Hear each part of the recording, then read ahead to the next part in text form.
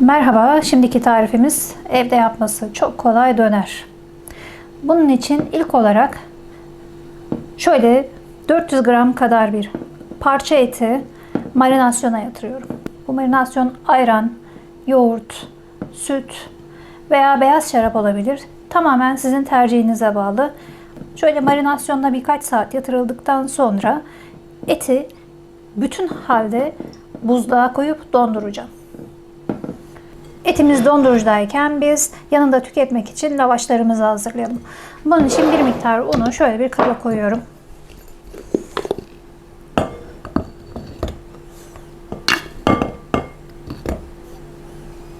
Şöyle 250-300 gram kadar. Üzerine şöyle bir çay kaşığı kadar tuz ekliyorum.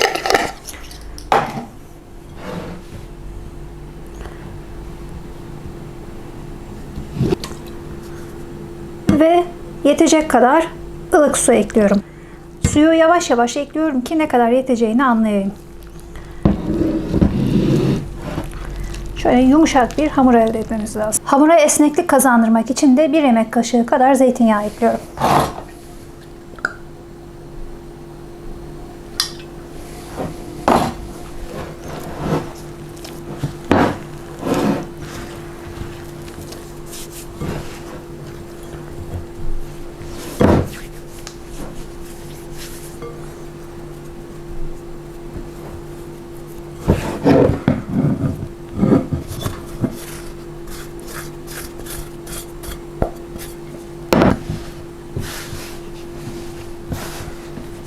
Hamurun glutenini ortaya çıkarmak için iyice eze eze yoğuruyorum.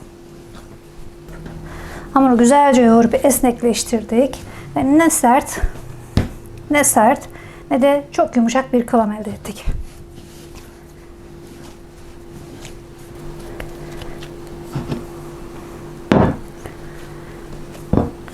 Şimdi bırakalım hamur dinlensin. Evet, hamurumuz güzelce dinlendi. Şöyle. Şimdi minik bezelere ayıralım.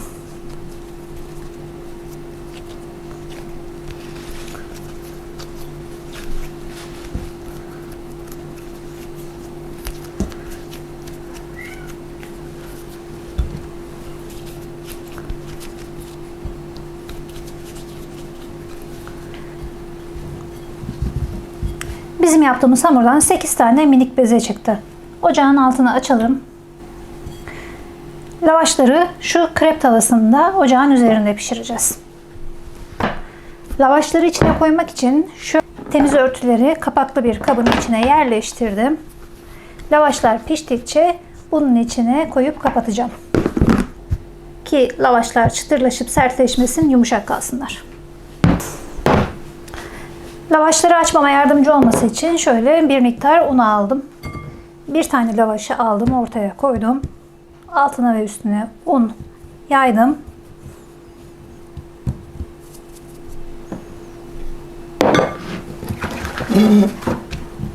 Şöyle daha ortalayayım.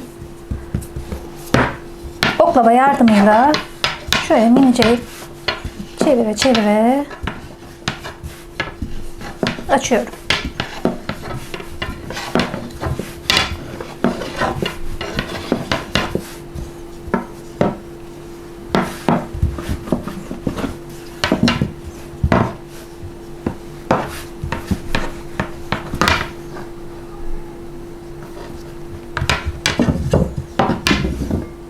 Biraz daha un istiyor üstü.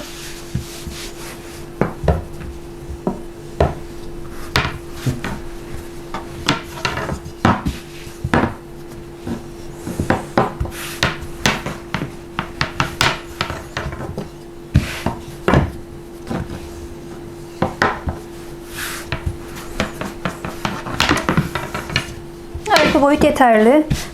Tavamın boyunu da açtım ben. Tava ısınmış. Hemen içine atıp pişiriyorum.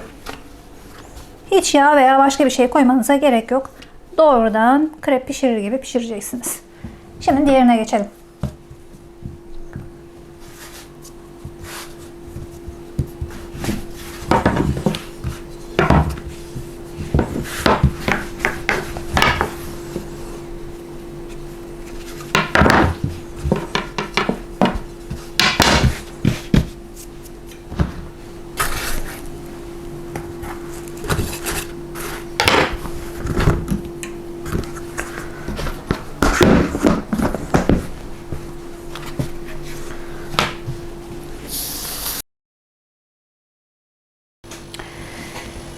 kullanılan domates sosu için domates rendesi ve hazır salçaya ihtiyaç olacak. Ben çok hazır salça kullanma taraftarı değilim ama bu tarif için gerekiyor.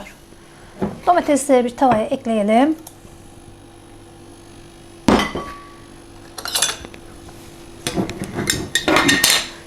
Üzerine şöyle dolu bir kaşık domates salçası koyalım.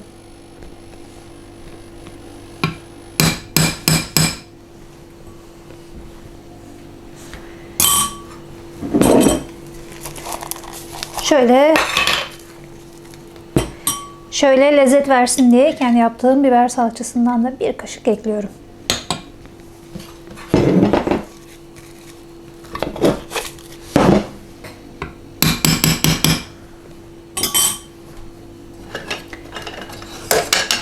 Bir kaşık alıp karıştıralım. Garnitür için de şöyle birkaç tane kıl yeşil biber, yarım soğan ve domates ızgarası hazırlayacağım.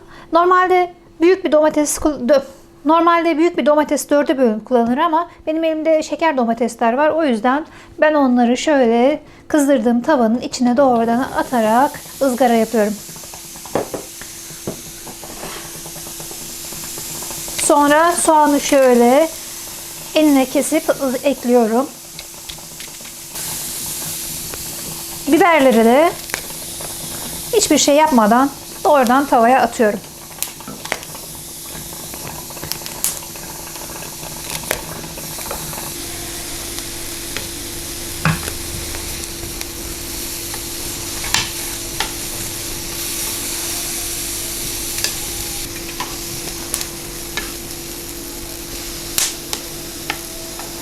Pişenleri şöyle bir servis tabağına alalım.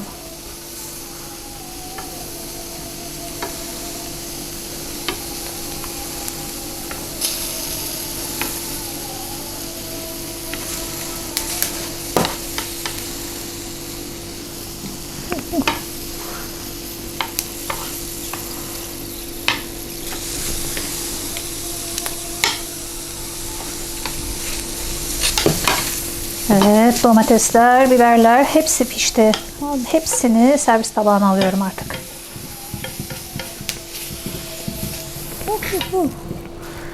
Şöyle kaçanları da alalım.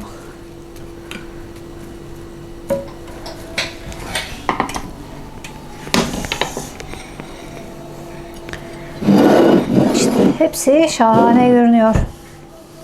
Şimdi domates sosumuz da pişsin. Son aşamamıza geçelim. Evet, etler güzelce dondu. Fazla zamanım olmadığı için etleri ben 3 parçaya ayırıp öyle dondurmuştum. Ama siz eti bütün olarak bir gün önceden dolaba koyarsanız çok daha güzel olur. Şimdi etleri bir satır yardımıyla ince ince yapraklara ayıracağım ben. Normal bıçakla da yapsanız olur. Bıçağa dikkat edin. Çok ince parçalara ayırıyorum. Bir yandan da ocağa döküm tavamı koydum, ısınıyor.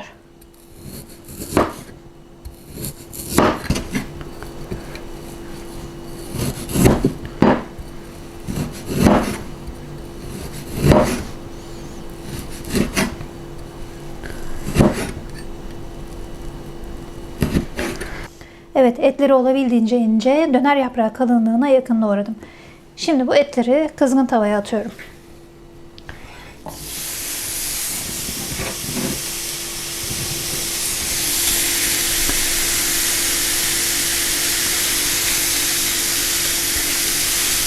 Ve üzerine tereyağı ekliyorum. Ve 50 gram kadar tereyağı yeterli gelir.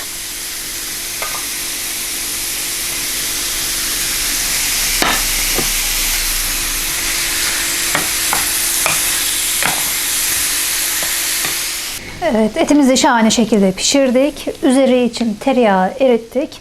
Şimdi etin üzerine bir miktar tuz koyalım.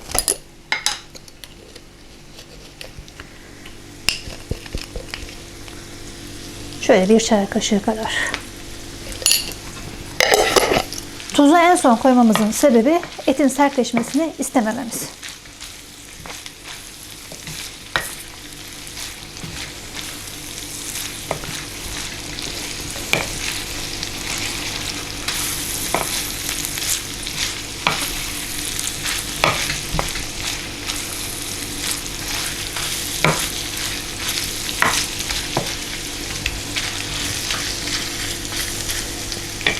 Şimdi servise geçebiliriz.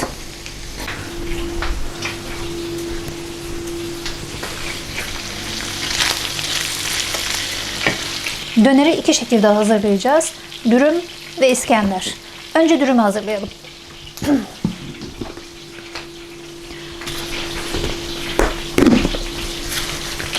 Yaptığım lavaşlardan birini şöyle güzelce yaydım. Domates sosundan üzerine bir parça şöyle sürdüm.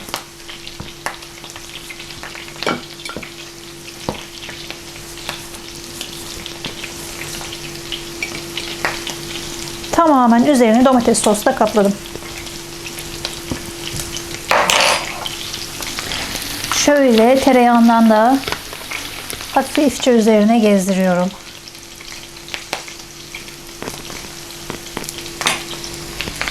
Şimdi dönerini koyuyorum üstüne.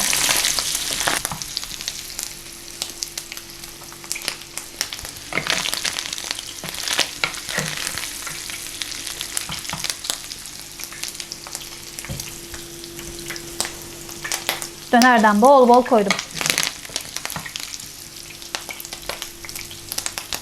Şahane.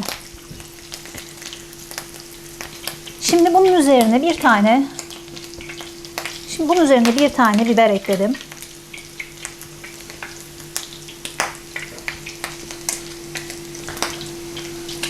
Şöyle bir tane soğan ekledim.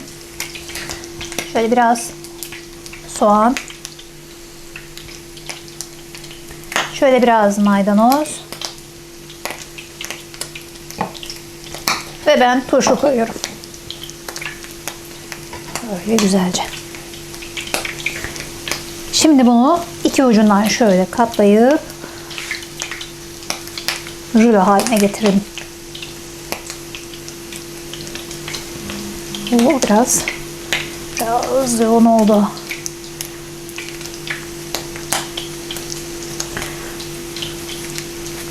Biraz tombik oldu. Şöyle keselim ortadan ve servis tabağına koyalım. İşte harika dürümümüz hazır.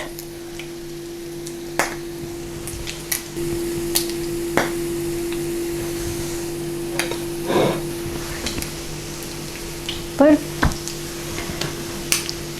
Şimdi İskender'i hazırlayalım. Ya yanlış, iyice onu alalım oradan.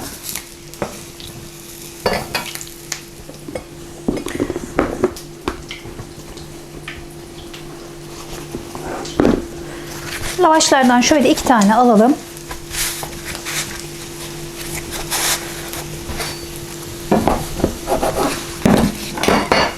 Önce ortadan, sonra tekrar ortadan kesip dörde bölelim. Şu servis tabağının içine güzelce yerleştirelim bu lavaşları.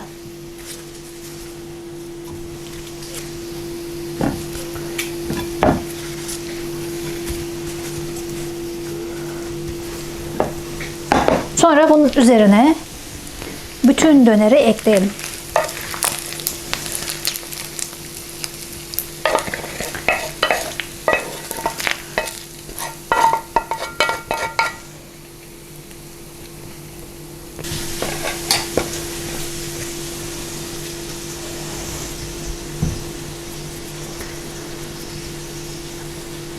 Sonra kenarlarına soğan, biber, domateslerden şöyle bir güzel estetik görünüm oluşturalım.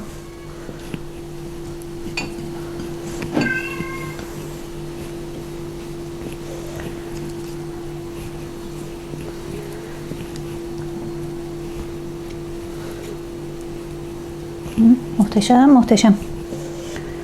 Şöyle yeterli. Sonra üzerine salçasını koyalım.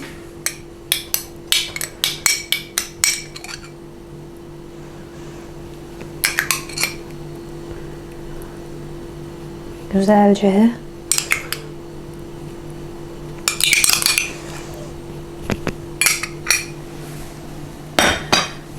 Ve en En üstüne de tereyağını gezdirelim.